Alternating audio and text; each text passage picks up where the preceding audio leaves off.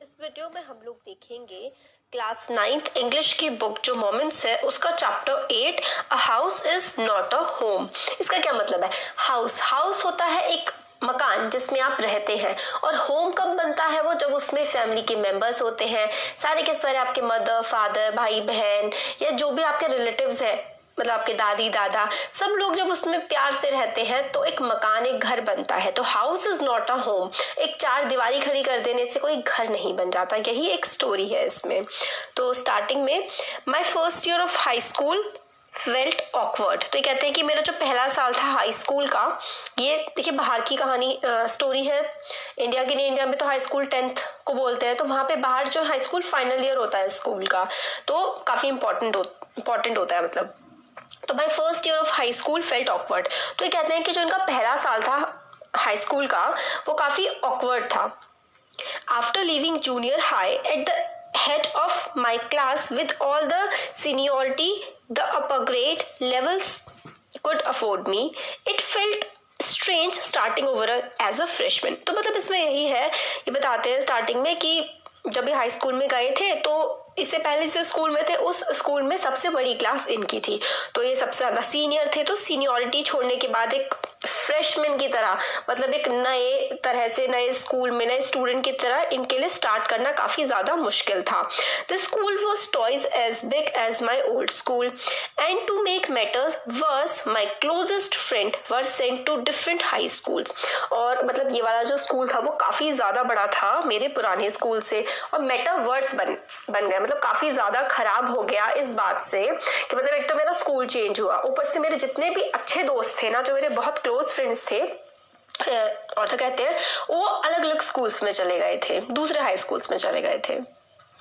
I felt very isolated. कहते हैं कि काफी ज्यादा आइसोलेटेड फील करते थे। आइसोलेटेड का मतलब था अलोन, अकेला इनको काफी ज्यादा लगता था। I missed my old teachers so much that I would go back and visit them. मैं अपने स्कूल के पुराने टीचर्स को, पुराने स्कूल वाले जो टीचर्स थे उनको इतना मिस करता था कि मैं उनसे जाकर के मिलता था। They would encourage me to get involve in school activities so that I could meet new people. फिर वो कहते थे टीचर्स की स्कूल की एक्टिविटीज में पार्टिसिपेट करो ताकि नए लोगों से मिलो, ताकि तुम्हारा वहां पे मन लगे।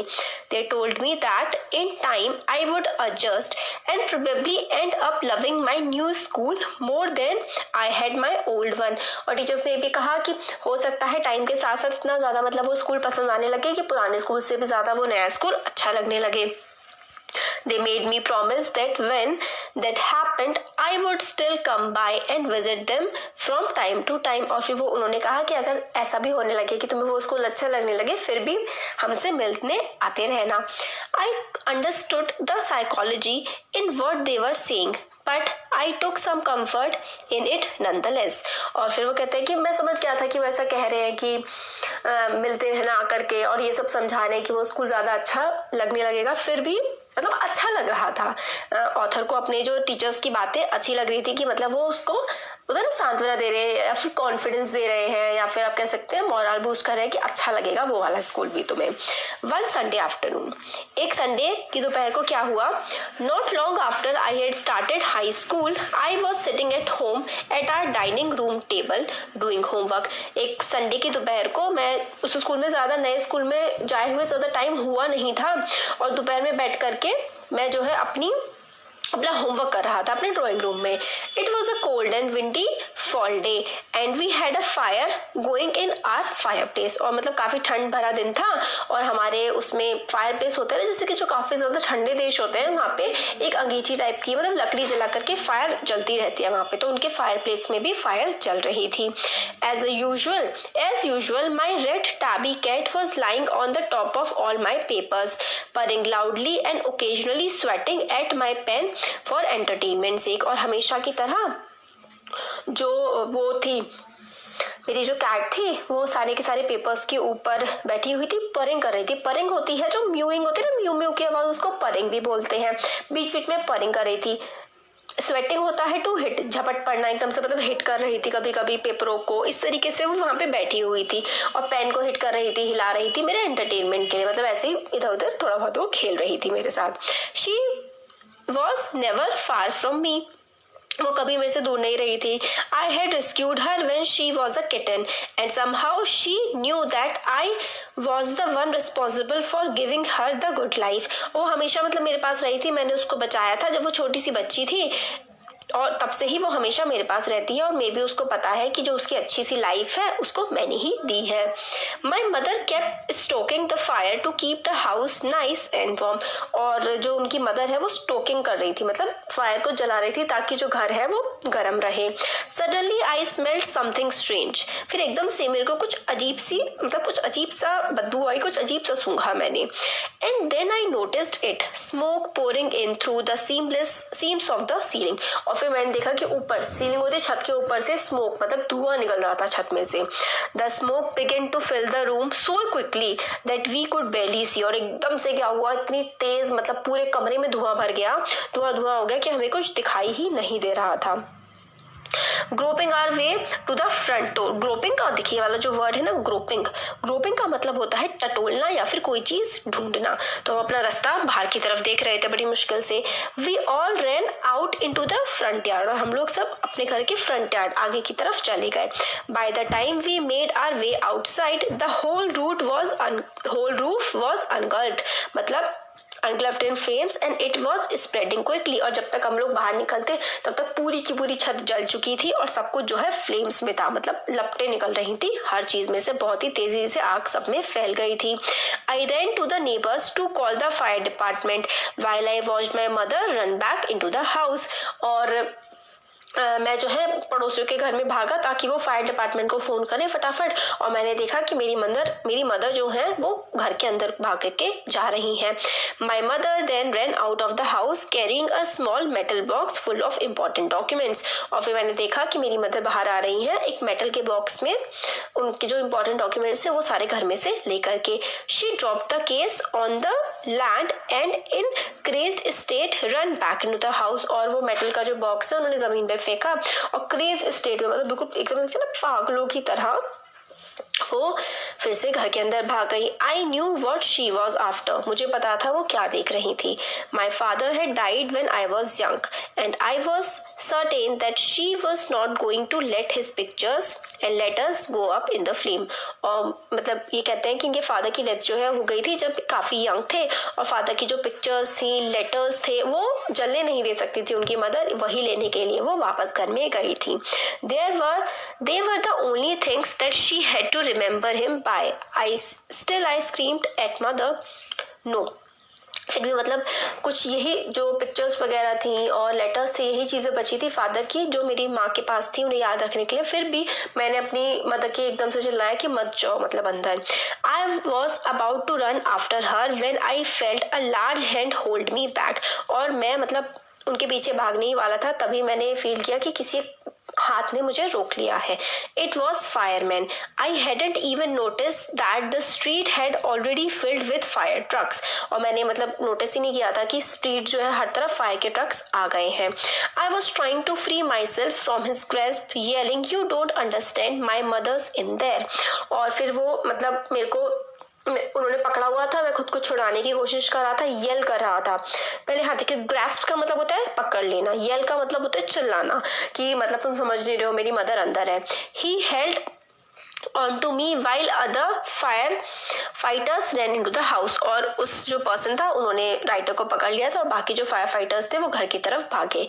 He knew that I wasn't acting very logically and that if he were to let go I would run। He was right। और फिर मतलब अगर वो मेरे को नहीं पकड़ता तो मैं आग की तरफ को चले जाता, इसी तरीके की ये बात कहते हैं। फिर He wrapped a blanket around me and set me down in our car। और उसने मतलब मेरे को रैप कर दिया, ब्लैंकेट से पूरी तरह से ढक दिया और मेरे को कार में बैठा दिया। Soon after that a fireman emerged from our house। और उसके थोड़े टाइम बाद हमारे घर से एक फायरमैन बाहर निकल के आए। With my mom in tow. मतलब मेरी मॉम को जो पकड़े हुए एक फायरमैन जो है वो बाहर की तरफ लेकर के आए। He quickly took her over to the truck and put an oxygen mask on her. और फिर फटाफट से उसको मतलब मदर को ट्रक में ले गए और मदर के मुंह पर पे ऑक्सीजन मास्क लगा दिया। आई रैन ओवर एंड हग्ड हर। फिर ऑथर कहते हैं कि वो भाग के गए और अपनी माँ को मतलब हग कर लिया, उन्होंने गले लगा लिया। All those times I ever argued with her and hated her vanished at thought of losing her. तो जितने भी फिर कहते हैं ऑथर कि हर टाइम जब भी मैंने अपनी मदर से लड़ाई की थी या कभी मदर बहुत बुरी लगी थी, वो सारा का सारा जो गुस्सा था सब कुछ बाहर निकल गया, वैनिश हो गया, खत्म हो गया, इसी थॉट से कि कहीं मैं मतलब ये सोच रही थी कि कहीं अपनी माँ को खो ना दे। She is going to be okay said the fireman. फिर फायरमैन ने कहा कि तुम्हारी मदर बिल्कुल ठीक हो जाएंगी। She just inhaled a little smoke, मतलब थोड़ी सी इन्होंने जो है वो धुएं को इनहेल कर लिया है, अंदर ले लिया है अपनी। And then he run back to fight the fire while my mother and I sat there dazed. और फिर वो फायरमैन वापस चले गए आग को बुझाने के लिए, और मैं और मेरी मदर डेज्ड मतलब वहां पर बैठते हुए सब कुछ देखते रहे। I remember watching my house burn down and thinking that there was nothing I could do about it। और मेरे को याद है कि मैंने अपना घर जो है, ये कहते हैं कि इन्होंने अपना घर जलते हुए देखा और उसके बावजूद भी अपने घर के लिए कुछ नहीं कर सकते थे। 5 hours later, the fire was finally out. Our house was almost completely burned down, but then it stopped me. I hadn't seen my cat. और लगभग 5 घंटे बाद मतलब पूरी की पूरी फायर खत्म हो गई और ऐसा लग रहा था जैसे घर वहां पे बचा ही ना हो। उसके बाद ऑथर को याद आया कि उनकी कैट कहाँ है। Where was my cat? मेरी कैट कहाँ है, मतलब वो हॉरर सा आ गया, मतलब नर्व में हॉरर सा बढ़ गया कि मतलब कैट कहाँ है। I realized that she was nowhere to be found। और उन्होंने रियलाइज किया कि उनकी कैट जो है आसपास कहीं भी नहीं थी। Then all at once it hit me. The new school, the fire, my cat. I broke down in tears and cried and cried. I was suffering loss big time। और फिर उनकी कैट भी खो गई, उनका घर खत्म हो गया और उनको न्यू स्कूल भी उनको पसंद नहीं आ रहा था। ये सब कुछ सोच के ऑथर को बहुत ही ज्यादा बुरा लगा और वो बहुत ही भयंकर तरीके से फूट फूट करके रोने लगे। The fireman wouldn't let us go back into the house that night. और उस रात फायरमैन ने घर के अंदर वापस नहीं जाने दिया। It was still too dangerous. Dead or alive, I couldn't imagine leaving without knowing about my cat। तो फिर वो सोचते हैं, मतलब जो ऑथर है वो काफ़ी ज़्यादा डर गए थे और वो घर में वापस अपनी कैट को देखने जाना चाहते थे, बट फायरमैन ने मना कर दिया कि अभी भी घर में जाना काफ़ी डेंजरस है। तो फिर भी ऑथर सोच रहे थे कि कैट कहाँ गई होगी, चाहे कुछ भी न्यूज़ मिले कैट के बारे में पता लगे। Regardless I had to go. We piled into the car with just the clothes on our backs and a few on the fireman's blanket and made our way to my grandparents house to spend the night। और फिर वही है कि जो भी सामान बचा था वो सब रखा और रात बिताने के लिए जो है अपने ग्रैंड पेरेंट्स के घर ये चले गए। Next day Monday I went to school. When the fire broke out I was still wearing the dress I had worn to church that morning but I had no shoes. फिर वो कहते हैं कि नेक्स्ट मंडे स्कूल गए और वही dress पहनी हुई थी जो वो चर्च पहन के गए थे संडे को, मगर इनके पास कोई भी शूज नहीं थे। I had kicked them of when I was doing my homework. इन्होंने मतलब अपने जब होमवर्क कर रहे थे तो अपने शूज को निकाल दिया था। They become yet another casualty of fire. और मतलब वो भी कैजुअलिटी बन गए। कैजुअलिटी मतलब वही जो बुरी दुखद घटना बन गए जो फायर ने इनकी लाइफ में करी थी। So I had to borrow some tennis shoes from my aunt. Why couldn't I just stay home from school? My mother wouldn't hear of it, but I was totally embarrassed by everything। फिर वही सोच रहे थे कि फिर हाँ मतलब shoes जो है इन्होंने अपनी आंट से लिए, बोरो किए और फिर सोच रहे थे स्कूल ना जाए, मगर फिर मदर से क्या कहेंगे, हर चीज़ से बहुत ज़्यादा एम्बैरस सा फील कर रहे थे। The clothes I was wearing looked weird. Clothes जो पहन रखे थे वो भी काफ़ी ज़्यादा वियर्ड लग रहे थे। आई हैड नो बुक्स और होमवर्क। इनके पास कोई बुक्स नहीं थे, होमवर्क नहीं था। And my backpack was gone. उनका बैकपैक जो भी सामान था वो सारा कुछ जा चुका था। आई had my life in that backpack. वो कहते हैं कि मेरी पूरी जिंदगी थी उस बैकपैक में। The more I tried to fit in the worse it got. वो कहते हैं सोच रहे होते हैं कि जितना मैं खुद को एडजस्ट करने की कोशिश कर रहा हूँ उतना ही सब कुछ खराब हुए जा रहा है। I was I destined to be an outcast and a geek all my life. फिर वो कहते हैं क्या मेरी किस्मत में लिखा है कि मैं हमेशा अलग अलग ही रहूंगा, सबसे अलग, मेरे दोस्त नहीं बनेंगे, इस तरीके की बातें सोच रहे होते हैं। तो गीक जो होता है वो ऐसा बोलते हैं एक वियर्ड अजीब सा। गीक जो है ना वर्ड ये फॉरेन में काफ़ी ज़्यादा इस्तेमाल होता है। तो जो अजीब सा डिस्टर्ब्ड सा इंसान होता है ना उसको गीक बोलते हैं। I didn't want to grow up. Change और have to handle life if it was going to be this way. फिर ये कहते हैं कि मैं बड़ा नहीं होना चाहता, लाइफ को हैंडल नहीं करना चाहता, अगर लाइफ को ऐसे ही जाना है तो।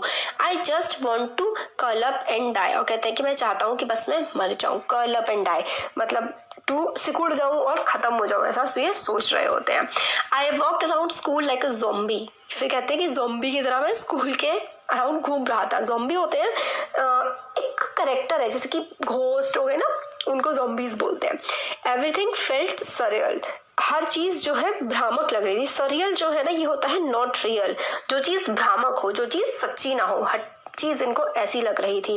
And I wasn't sure what was going to happen, और मेरे को श्योरिटी नहीं थी कि क्या होने वाला है।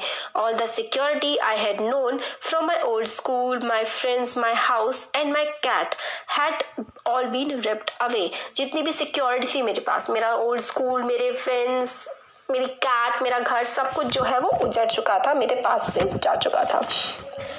When I walked through what used to be my house after school that day, I was shocked to see how much damage there was. फिर कहते हैं कि जब मैं स्कूल से घर की तरफ गया, जो पहले मेरा घर होता था उसको मैंने देखा, तो अब वहां पर कुछ भी नहीं था। I was shock to see damage, मतलब शॉक लगा डैमेज देख के, कितना ज्यादा डैमेज हो गया है। Whatever hadn't burn was destroy by the water and chemicals, जो चीजें जली नहीं थी वो पानी ने और केमिकल्स ने खत्म कर दी। They had used to put out fire, पानी और केमिकल्स ने जो चीजें बची थी उसको खत्म कर दिया था। Only material things not destroyed were the photo albums, documents and some other personal items that my mother had manage to heroically rescue, sorry. तो मतलब सब कुछ जल चुका था, कुछ थोड़ी बहुत फोटो एल्बम डॉक्यूमेंट्स वगैरह बचे थे जो मेरी मम्मी ने मतलब रेस्क्यू कर लिया था, बहुत ही अच्छे से उसको जो बचा लिया था। But my cat was gone and my heart ached for her, मतलब मगर मेरी कैट तो जा चुकी थी और मेरे हार्ट में जो एक हो रहा था, मतलब जो पेन हो रहा था उसकी वजह से, उसको तो कुछ कह ही नहीं सकते हैं। There was no time to grieve, my mother rushed me out of the house. और दुखी होने का, ग्रीफ का मतलब होता है दुख मनाना, शोक करना, शोक करने का टाइम नहीं था, मेरी मदर ने उसको बाहर निकाल लिया। We would have to find a place to live and I would have to go buy some clothes for school, हम लोग को रहने की एक जगह चाहिए थी और स्कूल में पहन के जाने के लिए कपड़े चाहिए थे। We had to borrow money from our grandparents because there were no credit card, cash और even any identification to be able to withdraw money from bank. हम लोग को मतलब अपने ग्रैंड पेरेंट्स से मनी उधार लेनी पड़ी, क्योंकि उस टाइम हमारे पास कुछ क्रेडिट कार्ड, कैश या फिर आइडेंटिटी भी नहीं बची थी कि हम लोग बैंक से पैसा निकाल पाए। Everything had gone up in smoke, सब कुछ आग में जल चुका। That week, the rubble that used to be our house was being cleared off the lot, और फिर वो सब कुछ जो बचा था, थोड़ा बहुत, रबल क्या होता है, डेबरी, डेबरी मतलब मलबा, जो भी मलबा भी बचा था हमारे घर का उसको साफ कर दिया गया था। Even though we had rented an apartment nearby, I would go over to watch them clear away debris, hoping that my cat was somewhere to be found. और बल्कि हम लोगों ने पास में ही घर किराए पे ले लिया था, फिर भी मैं वहाँ पे जा रहा था, शायद मेरी वहाँ पे कहीं पे कैट मिल जाए। अब देखिए चैप्टर काफ़ी सारा बचा हुआ है अभी भी, तो एक काम करते हैं, नेक्स्ट वीडियो में देखते हैं इसके आगे वाला जो पार्ट है।